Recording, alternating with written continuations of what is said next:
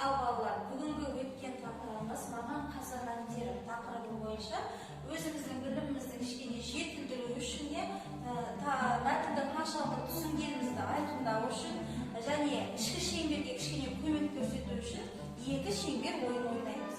Ол үшін сыртқы шеңбер, ішкі шеңберге бүгінгі оқыған мәтін бойынша не түсінгенін айтып береді.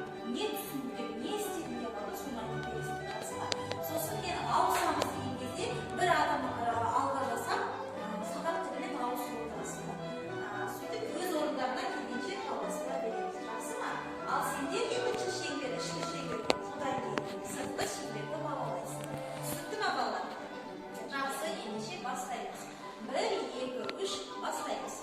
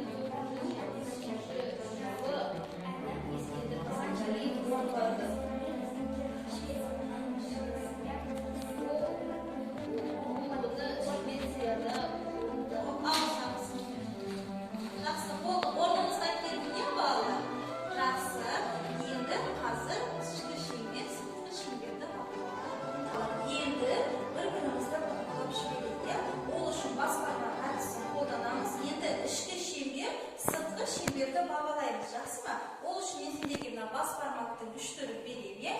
Өте жақсы, орташа және төмен деген. Аясын ала қойып.